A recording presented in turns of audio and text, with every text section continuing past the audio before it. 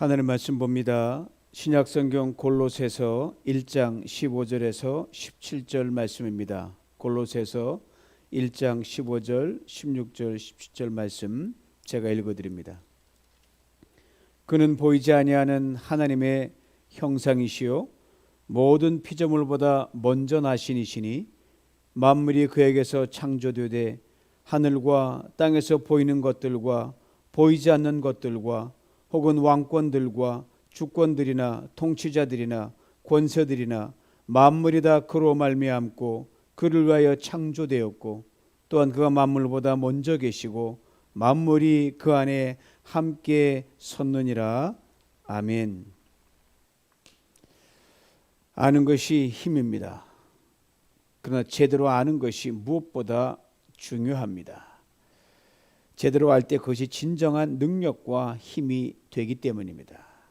근데 말입니다. 사람들이 안다고 하는 걸 생각할 때 많이 알려고 합니다. 그러니까 생각이 복잡해지고 그다음에 일이 꼬일 수가 있고 산 넘어 산인 그런 사태로 치닫게 됩니다.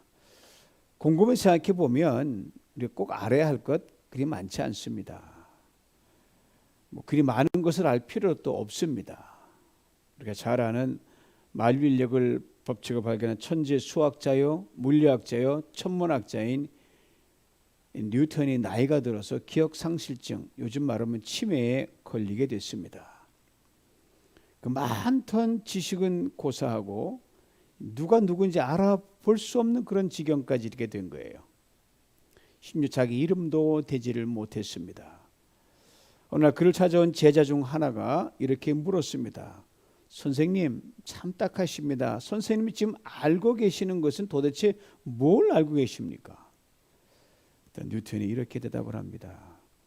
내가 죄인이라는 것과 예수님은 나의 구주라는 것, 이것은 내가 아네. 세상 지식 다 잊어버리고 사라졌지만 뉴턴은 꼭 알아야 할 것만 알고 그 마지막 때를 기다리고 있는 겁니다. 예수 그리스도 이 한 번만 알면 다 됩니다. 그러나 이 예수 그리스도의 한 분을 알지 못하면 다 모르는 겁니다. 왜요? 예수 그분은 우리를 지으신 창조주 하나님께로 가는 유일한 길이기 때문입니다. 예수 그리스도를 통해서 우리가 얻은 놀라운 선물에 대해서 골로새 1장 13절 14절 바로 앞 두 절은 이렇게 말씀합니다. 그가 우리를 흑암의 권세에서 건져내사 그의 사랑의 아들의 나라로 옮기셨으니 그 아들 안에서 우리가 속량 곧 죄사함을 얻었도다. 아담과 하와가 하나님께 불순종하여 에덴에서 쫓겨납니다. 인간 세상에 죄가 들어오게 됩니다. 죄란 하나님의 기준에서 벗어나는 것을 죄라고 말합니다. 우리가 나쁜 일을 행하고 악을 행하는 것, 그 죄의 결과물일 뿐입니다. 인간은 창조자 하나님께 지음받은 피조물이기에 스스로 자기를 고치고 돌이켜 하나님과 멀어진 관계를 회복시킬 수가 없습니다. 그 아담과 하와는 먼 옛날 이야기 아니냐? 저는 가끔 이렇게 생각해요. 지금 하나님이 세상을 다 정리하고 저 한 사람을 지어서 에덴에 놓으셨을 때도 저도 똑같은 인간의 속성이 있으니 연약하니까 하나님께 아마 멀리 떨어진 하나님 말씀에 불순종하지 않았을까, 똑같은 결과를 초래했으리라고 봅니다. 그 연약함까지 아시는 하나님이 우리 하나님이시니까요. 그러므로 인간을 지은 하나님만이 우리를 고치고 회복시킬 수가 있습니다. 그러기에 그가 우리를 흑암의 권세에서 건져내사라고 했습니다. 여러분 죄를 짓고 그다음에 잘못하게 되면 마음이 어두워집니다. 영혼이 혼탁해집니다. 총기를 잃어버립니다. 바로 이 어둠의 빛이 비치지 않으면 어디가 어딘지 전후 좌우 구분을 못하고 출구가 어딘지를 알 길이 없습니다. 내가 어둠이니 내가 빛을 발할 수도 없습니다. 어두워진 인간 세상에 하나님께서 빛을 보내셨습니다. 이 빛이 바로 예수 그리스도입니다. 예수 그리스도 우리를 구원하시기 위해 하나님 이 땅에 사람의 아들로 태어나게 하신 하느님의 아들이십니다. 이 예수를 따라가면 어둠에서 빛으로 들어가게 됩니다. 그의 사랑의 아들의 나라로 옮기셨으라는 말씀이 바로 그것을 분명하게 말해줍니다. 예수 그리스도가 우리의 죄값을 지불하셨습니다. 죄는 저절로 없어지지 않습니다. 죄값을 지불해야 반드시 죄가 사함을 받게 되어 있습니다. 죄인이 감옥에서 나오려면 누군가가 그 죄인을 용서하든지 죄값 치르도록 일정 기간을 머물게 해야만 그 자유함을 얻을 수 있는 것과 똑같습니다. 스스로 지불하지 못하면 누군가가 대신 지불해야 됩니다. 그런데 인간이 지불해야 할 죄의 대가는 죽음이거든요. 우리 여러분과 저는 다 죽거든요. 그 죄의 삭은 사망이라는 말이 맞는 말입니다. 결코 인간이 지불할 수 있는 것이 못 됩니다. 내가 지불하고 죽으면 끝. 그다음 아무것도 없으니까 뭐 nothing, 아무것도 안 이루어진 거죠. 이 바로 죽음이 끝인 인생을, 죄값을 지불해도 죽음이 끝이에요. 바로 그 인생을, 절망적인 그 인생을 예수 그리스도께서 십자가에 대신 죽으셨습니다. 지불 완료하셨습니다. 그리고 부활하셔서 인간에게 드린 죄와 사망의 흑암에서 건져내어 하나님의 사랑의 아들의 나라로 옮기셨다는 겁니다. 우리는 지금 쉽게 그걸 믿지만 그 7위기에 2000년 전에 있었던 엄청난 사건은 문자 그대로 이루 말할 수 없는 슬픔이었습니다. 예수가 하나님께 나아가는 오직 한 길이 될 수 있는 것은요, 바로 예수, 그가 하나님의 사랑의 아들이기 때문입니다. 예수님이 친히 그것을 말씀하셨어요. 요한복음 14장 6절입니다. 내가 곧 길이요 진리요 생명이니 나로 말미암지 않고는 아버지께로 올 자가 없느니라. 누가는 자신의 편지글에서 예수님의 말씀 이렇게 구체적으로 설명해 놨어요. 누가복음 사도행전 4장 12절입니다. 다른 이로서는 구원을 받을 수 없나니 천하 사람 중에 구원을 받을 만한 다른 이름을 우리에게 주신 일이 없음이라. 예수 그 이름만 주셨다는 거예요. 그 이름을 통해서만 구원에 이르고 그 이름 통해서만 우리가 어둠에서 빛으로 나아갈 수 있다는 겁니다. 이것이 바로 여러분, 우리가 결코 양보할 수 없는 기독교의 복음입니다. 다른 건 다 양보해도 좋습니다. 이거는 안 됩니다. 하나님 만드신 거니까. 예수 그만이 우리의 길입니다. 진리입니다. 생명이십니다. 고로 영원한 구원이 되십니다. 오늘 보면 이 예수에 대해 구체적으로 이렇게 설명합니다. 이른바 바울의 기독론이라고 합니다. 바울의 크리스토로지예요. 즉 바울이 예수 그리스도를 어떻게 이해하고 받아들이고 있는가에 대한 압축된 자기 고백이요 설명입니다. 기독교의 핵심입니다. 먼저 15절 말씀 보면 그는 보이지 아니하는 하나님의 형상이시요 모든 피조물보다 먼저 나신 이시니라고 되어 있습니다. 두 가지를 우리에게 말해줍니다. 첫째는 예수 그리스도는 보이지 않는 하나님의 형상이다. 하나님은 영이시잖아요. 하나님은 본 사람 아무도 없습니다. 그러나 형상은 어떤 보이는 사물이나 그림이나 사람이거든요. 보이지 않는 것과 보이는 형상, 이게 매치가 안 되는 모순처럼 보입니다. 이 보이지 않는 하나님을 볼 수 있고 들을 수 있고 경험할 수 있도록 형상이 되신 분, 이분이 바로 예수 그리스도란 말입니다. 어찌 보면 하나님의 형상이라는 것이 참 모순됩니다. 보이지 않는데 어떻게 형상으로 표현할 수 있냐, 말이 되냐, 나름대로 이해는 돼요. 때문에 형상을 통해서 여러분 하나님을 다 볼 수 없다는 제약이 있습니다. 그러나 그 형상이면 하나님이 어떤 분이신지를 알기에 충분합니다. 바로 그 형상이 되신 분이 하나님이 이 땅에 보내신 당신의 아들이기 때문입니다. 하나님께서 보이지 않는 자신을 보여주기 위해 형상으로 표현하신 것이 그 전에 있었는데, 바로 애굽을 빠져나온 이스라엘 백성이 광야길을 갈 때 하나님께서 이스라엘 백성들을 친히 지으라고 하신 귀한 형상처럼 된 성막을 지으라 그러셨어요. 정확한 치수와 뭘 써서 재료까지 다 일일이 하나님이 직접 다 모세에게 지시하셨어요. 그리고 그 성막이 움직이면 봤지, 내가 움직이는 거다. 성막이 멈추면 내가 멈추는 거다. 그 안에 내가 있다 라고 하나님이 그렇게 인식을 시키셨어요. 물론 그 하나님은 아니죠. 작은 천막에 불과합니다. 그러나 그걸 통해서 하나님이 내가 너희와 함께 한다는 것, 이걸 보고, 이게 나는 아니다 그러나 이걸 보고 나를 알라, 이렇게 말씀하셨습니다. 이게 형상이에요. 이미지예요. 성막에 결국 하나님을 결코 담을 수도 없고 설명할 수가 없어. 솔로몬이 그 엄청난 솔로몬 성전을 짓고 나서도 내가 우주에 충만한 하나님 어떻게 이 초라한 성전에 담을 수 있겠습니까? 그냥 담을 수 없는데 내가 거기 있겠다라고 하나님이 인정해 주는 거죠. 하나님 임재를 보여주는 가시적인 형상입니다. 오랜 세월이 흐릅니다. 예수 그리스도가 이 성막을 대신하셨습니다. 그리고 예수님 하나님을 아버지라 그렇게 이 땅에 계실 때 자주 부르셨어요. 아버지, 아버지.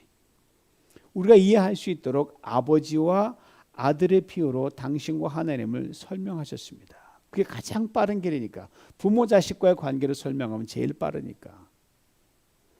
보이지 않는 무한히 크신 하나님을 자꾸만 아버지, 아버지 말씀을 듣고 이 제자들 중 하나인 빌립이 이렇게 물었습니다. 요한복음 14장 8절이에요. 주여, 그 아버지 자꾸 그러시는데 제발 그 아버지 좀 보여주세요. 그러면 믿겠습니다. 그러면 충분합니다. 충분히 궁금하겠죠. 맨날 아버지 하면서 아버지는 안 보여주니까. 이 예수님이 이렇게 대답하셨어요. 요한복음 14장 9절입니다. 빌립아, 내가 이렇게 오래 너희와 함께 있으되 네가 날 알지 못하느냐? 나를 본 자는 아버지를 보았거늘 어찌하여 아버지를 보이려 하느냐? 하나님을 본 것이 아니라 하나님을 볼 수 있고 들을 수 있고 경험할 수 있는 형상 예수 그리스도를 본 거예요. 그러면 충분하다는 거예요. 어떤 누구도 그조차도 대신할 수 없으니까 이 정도면 충분하다, 믿으면 된다, 이렇게 말씀하신 거예요. 빌립이 그때 얼마나 속 시원히 I understand인지 모르겠지만 아마 답답했을 거예요. 보이지 않는 존재를 우리가 사진의 영상을 통해서 만나는 걸 연상하면 조금 도움이 될 것입니다. 여러분 사랑하는 사람 다 계시잖아요. 그럼 사랑하는 사람 사진을 조그맣게 지갑에 넣고 다니는 경우 있어요. 아들의 사진, 아내의 사진, 남편의 사진 가지고 다닌단 말입니다. 분명 그 사진이 사랑하는 사람은 전혀 될 수가 없죠. 그러나 그 사진을 보면서 사랑하는 사람을 봅니다. 사진을 보면서 사랑하는 사람의 음성을 듣습니다.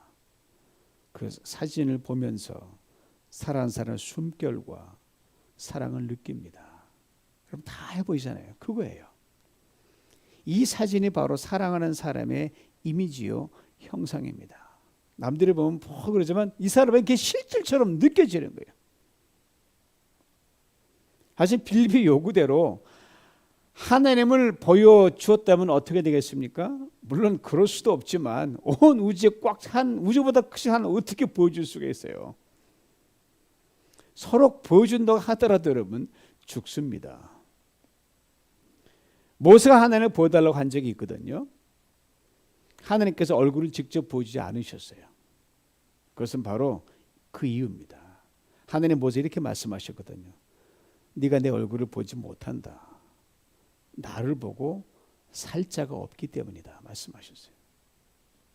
그리고 하나님은 모세를 반석 틈에 딱 두시고 혹시나 무슨 생길까 봐 당신 손으로 모세를 탁 덮어가지고 손을 거두시면서 내가 내 등만 볼 수 있다. 그 정도 대단하죠. 하나님 등이 얼마나 큰지 모르겠습니다만은 여기 요부 대목 때 제가 퀘션 마크 얼마나 하나님 얼마나 컸을까. 또 보여주신 게 등이에요. 얼굴은 못 본다라고 말씀하셨어요. 여러분 이런 표현이 있지 않아요? 많이 알면 다친다. 다 알면 큰일 난다. 맞아요. 하나님 보면 죽습니다. 하나님 다 알면 큰일 납니다. 형상으로 이 땅에 보내신 예수 그리스도 보여주신 그것이면 충분합니다. 예수를 통해서 볼 수 없는 하나님을 봅니다. 들을 수 없는 하나님을 듣습니다. 단 아니지만 그 길이 그래도 하나님을 볼 수 있고 들을 수 있는 가장 정확한 디렉트 라인이거든요. 예수 우찌무라 간주의 표현을 하면 오척에 불과한 사람이셨어요. 한 155 정도? 중동의 작은 나라에서 태어나신 작은 체구의 인간이었습니다. 무한히 크고 크신 보이지 않는 하나님이 바로 이 예수 안에 당신을 담으셨습니다. 작게 그렇게 작게 하나님께 당신을 만드셨습니다. God made himself small. 예수란 인간이 되셔서 작아지신 하나님이 되신 겁니다. 그러므로 예수는요, 사람의 아들로 태어났지만 이 세상에 다른 어떤 모든 사람과 다른 분이십니다. 겉은 분명 작은 체구의 사람입니다. 못생겼어요. 까무잡잡해요. 키도 작습니다. 그러나 보이지 않는 하나님을 보여주는 유일한 형상입니다. 그래서 예수, 그분만이 하나님께 나아가는 오직 한 길입니다.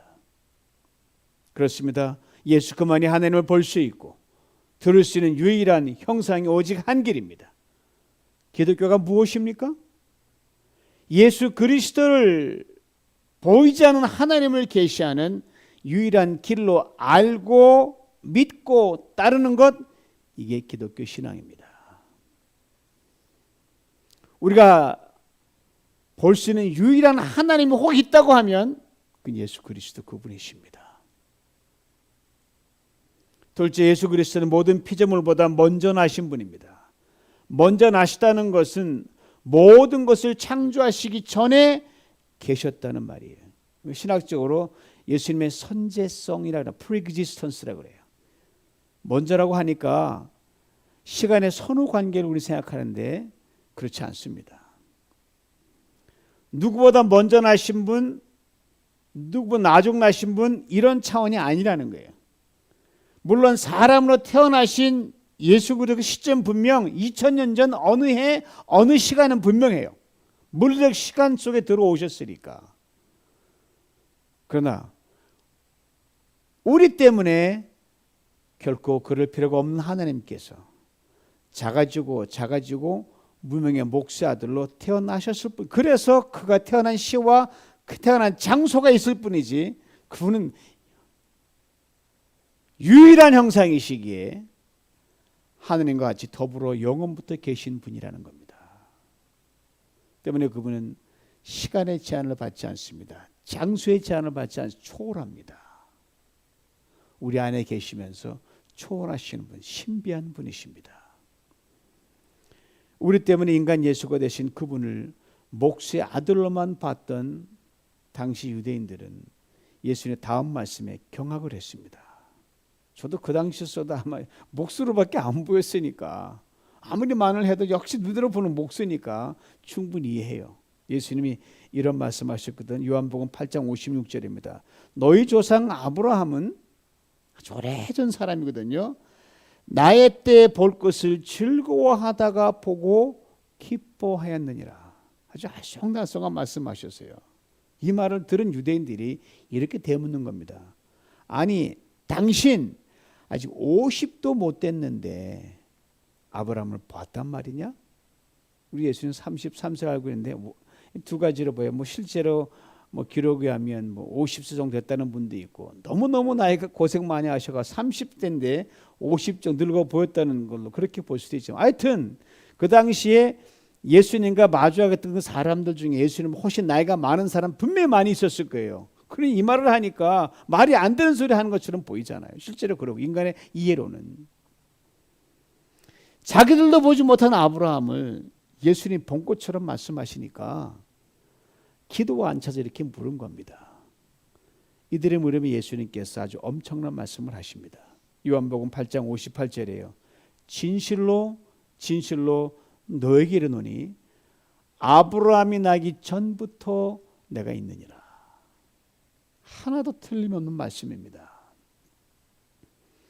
하나님과 영원부터 함께 계신 아들이니까 당연히 아브라함보다 먼저 있죠. 심지어 아브라함보다도 먼저 있었던 수많은 인간들, 그들이 나기 전부터 계셨습니다. 이것을 누가는 아주 심플하게 그의 복음서에 적어놨습니다. 누가복음 5장에 보면 마태복음 1장에 족보가 쭉 나오는데 아브라함부터 쭉 이렇게 거꾸로 내려오는데 누가복음 3장에는 예수님 족보 거꾸로 막 올라가는 족보가 좀 나옵니다. 시작이 예수 그리스도입니다. 그리고 위로 계속 올라가요. 그리고 마지막은 이렇게 끝을 맺습니다. 누가복음 3장 38절입니다. 그 위는 에노스요, 그 위는 셋이요, 그 위는 아담이요, 그 위는 하나님이시니라. 보세요. 예수 그는 하나님이시라는 거예요. 여러분 먼저 우리처럼 육신을 입고 태어난 시간과 장소에 결코 묶이지 않는 그분이십니다. 그는 하나님의 아들이십니다. 핍박지었던 바울도 처음엔 목수의 아들로만 예수를 알았습니다. 베들레헴에 태어난 그 양반 뭐 이런저런 기적도 많이 했다고 들었지. 결과가 어땠어? 갈보리 십자가에서 죽은 나약한 인간 예수 아니야? 그거로만 바울이 알았을 땐 그는 예수를 믿을 수가 없었습니다. 그러나 부활하신 예수를 극적으로 만납니다. 그 이후 이 예수가 자기가 알았던 그 예수가 아니라는 것을 확실히 알고 믿게 됩니다. 아니 믿었습니다. 그 예수 이렇게 정확하게 설명합니다. 예수 그는 모든 피조물보다 먼저 나신 분이시다. 예수를 3년 반 동안 따라갔던 제자들도 이런 엄청난 분이라는 것을 미처 몰랐을 땐요. 갈릴리 바다에 예수님이 풍랑을 잠잠케 했을 때, 그 미친 바람을 잠잠케 했을 때 예수를 보고 이렇게 놀라운 반응을 보이잖아요. 그가 누구기에 바람과 물을 명령하여 순종하게 하는고. 사랑하는 성도 여러분 예수를 어떻게 아니 어디까지 믿고 알고 오늘까지 따라오시고 신앙생활 해오셨습니까? 우리 예수를 어떻게 어디까지 알고 믿냐에 따라 우리가 경험하는 하나님의 능력은요 하늘과 땅 차이입니다. 오늘 보면 우리가 예수 그리스도를 창조주 하나님으로 알고 믿고 따라가야 할 것을 분명하게 일깨워줍니다. 예수를 창조주 하나님으로 아는 것, 이게 가장 정확한 암입니다. 바로 예수가 우리 때문에 사람이 되신 하나님이십니다. 바로 예수가 우리 때문에 작아지신 하나님이십니다. 바로 예수가 우리 때문에 유한한 인간으로 사신 하나님이십니다. 바로 예수가 우리가 볼 수 있는 하나님의 형상이십니다. 바로 예수가 우리 때문에 십자가 위에서 무능력한 하나님이 되셨습니다. 바로 예수가 부활하시어 모든 능력과 권세와 영광이신 하나님이십니다. 이 예수에 대해 바울은 이렇게 설명합니다. 오늘 보면 16절이에요. 만물이 그에게서 창조되되 하늘과 땅에서 보이는 것들과 보이지 않는 것들과 혹은 왕권들이나 주권들이나 통치자들이나 권세들이나 만물이 다 그로 말미암아 그를 위하여 창조되었고. 마지막 구절을 읽노라면 전율을 금할 수가 없습니다. 만물이 다 그로 말미암아 그를 위하여 창조되었고. 만물이 다라고 했습니다. 하늘과 땅 그리고 우주 전체에 존재하는 모든 피조물들 하나도 예 없다는 말입니다. 그로 말미암아 그를 위하여가 있어요. Through him and for him이에요. 이 표현이 너무 기가 막히지 않나요? 모든 것이 존재하기 위해 반드시 예수를 통과해야 한다는 말입니다. 아니, 모든 것이 예수를 위해 존재해야 한다는 말입니다. 다시 말하면 세상에 어떤 것도 예수를 통과하지 않는 것은 하나도 없다는 말입니다. 세상에 어떤 것도 예수를 위해 존재한다는 말입니다. 좀 더 정확하게 말하면 이렇게 돼요. 아담이 어두운 죄악에 깊이 빠졌던 만물이, 모든 사람들이, 모든 나라와 족속들이 예수 그리스도의 보혈을 통과하여 다시 회복되었다는 말입니다. 그러기에 예수를 위해 존재한다는 말입니다. 나를 살리신 자를 우리가 당연히 목숨 거는 건 당연하잖아요. 다만 이것을 알고 깨닫고 믿느냐 아니냐의 차이뿐입니다. 세상에 왜 이렇게 이래도 요란하고 시끄럽고 아픈 것입니까? 왕들이, 주권자들이, 권세자들이, 통치자들이 자신들이 예수 그리스도의 보혈을 통과하여 그 자리에 있게 되었다는 것을, 자신들이 예수 그리스도 존재하고 있다는 것을 진정 알고 깨닫고 믿지 않기 때문에, 또 적당히 믿기 때문에 이런 일이 벌어지는 겁니다. 그러기에 우리는 이 땅의 왕들과 주권자들과 통치자들, 권세자들을 위해 정말 쉬지 않고 기도해야 됩니다. 그들이 엉망이면 다 엉망인 거예요. 이들이 예수 그리스도 보혈을 통과하여 예수 그리스도에 존재하는 그런 겸손한 왕들, 주권자들, 통치자들, 권세자들이 될 수 있기를 끊임없이 기도해야 됩니다. 지난주 우리 전 장로님이 기도하셨잖아요. 나라 민족을 위해 기도하시 잠시 울음을 삼켰던 것도 바로 이런 마음에서 나왔던 것으로 보입니다. 이제 바울이 이 예수에 대해 이렇게 또 설명합니다. 오늘 보면 17절입니다. 또한 그가 만물보다 먼저 계시고 만물이 그 안에 함께 섰느니라. 그가 만물보다 먼저 계시다. 15절에 모든 피조물보다 먼저 나셨다는 말과 같은 의미입니다. 중요한 것은 그 다음입니다. 만물이 그 안에 함께 섰느니라. In him all things hold together. 이 말씀이 얼마나 위로가 되고 힘과 격려와 소망이 되는지 모릅니다. 지금 우리가 보고 듣고 있는 세상은 깨어지고 부서지고 끊어지는 세상을 참 많이 봅니다. 어디 온전한 데가 없을 정도로, 아니 실제로 깨어지고 있고요, 부서지고 있고요, 끊어지고 있습니다. 나라도, 민족도, 가정도, 교회도, 개인도 그 안에서 아파합니다. 몹시 아파합니다. 힘들어합니다. 흔들거립니다. 그러나 그 안에서 함께 선다고 했습니다. 그렇습니다. 우리 예수 안에 있으면요, 깨어지든 부서지든 끊어지든 흔들거리든 결코 무너지거나 망하지 않는다는 말씀입니다. 왜요? 예수 그가 창조주 하나님의 능력을 보고 듣고 경험하는 생명과 소망의 길 우리를 인도하여 주시기 때문입니다. 이 예수를 진정 수여하고 계십니까? 이 예수를 진정 알고 계십니까? 이 예수를 진정 믿으십니까? 그러면 예수 안에서 모든 것을 하나님께서 당신의 귀한 창조 능력으로 확실하게 붙드십니다. 지키십니다. 견디게 하십니다. 넉넉히 이기게 하십니다. 질병도, 약함도, 가난도, 실패도, 문제도, 암도 그와 적은 우리를 삼킬 듯이 덤벼들지 할지라도 예수 안에 우리를 하나님께 든든히 서게 하시기 때문입니다. 여러분, 태양을 제 궤도에 두신 하나님, 우주 온 수많은 별들, 온갖 것들을 각각 자기 궤도에 꼭 붙들어서 한 치 없 돌아가게 하시는 그 하나님 매일 보지 않습니까? 그 하나님께서 예수 안에는 우리네 인생에 고작한 일들이 우리를 무너뜨리지 않도록 붙드시지 않으니 만무합니다. 그리고 우리 하나님 은혜의 보좌 앞에 담대히 나갈 수 있게 하신 예수 그리스도, 그분을 더욱 사랑할 수 있기를 원합니다. 엘리자베트 페이슨 프랜시스 여사라는 분이 계십니다. 1818년 미국 포틀랜드 주에 태어났고요.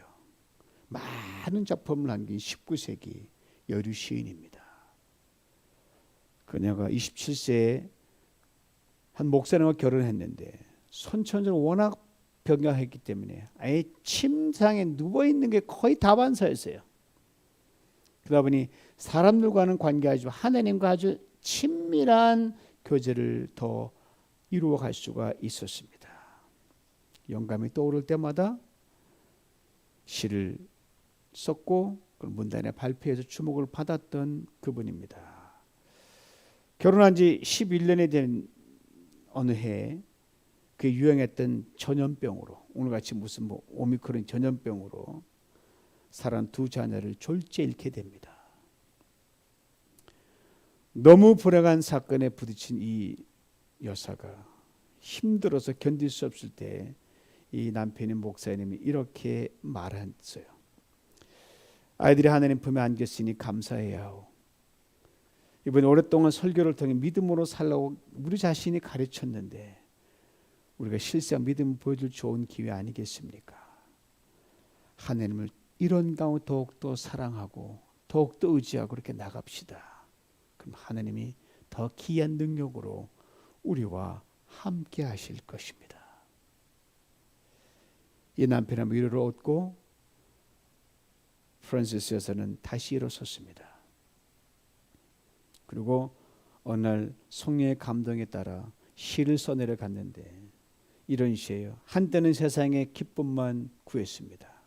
하지만 그곳에는 평안과 쉼이 없었습니다. 이제는 주님만 바라봅니다. 오직 주님만이 기쁨이고 참된 평안입니다. 가장 선한 것을 주옵시고 바로 이것이 나의 기도가 되게 하옵소서. 이 시를 담은 찬송이 바로 이 설교 끝난 후에 부를 내 구주 예수를 더욱더 사랑이란 그 찬송가입니다. 그냥 나온 찬송가가 아니에요. 어떠한 인간의 악조건 속에서도 우리가 주님을 사랑할 때 하나님은 넉넉히 이기하신다는 그 고백이 들어있는 찬송가입니다. 우리의 예수를 우리도 또한 더욱 사랑할 때 그는 우리에게 창조의 능력으로 우리에게 기이하게 역사하실 줄 믿습니다. 이 예수를 더 힘써 알아갈 수 있기를 원합니다. 이 예수를 더 힘써 믿을 수 있기를 원합니다. 예수를 더 힘써 사랑할 수 있기를 원합니다. 이 예수를 아는 것을 최고의 고상한 지 삼았던 바울의 고백을 들어보시기 바랍니다. 이 모든 일에 우리를 사랑하시러 말미암아 넉넉히 이기느니라. 이 모든 일 다 갖다 집어넣어 보십시오. 넉넉히 하실 것입니다.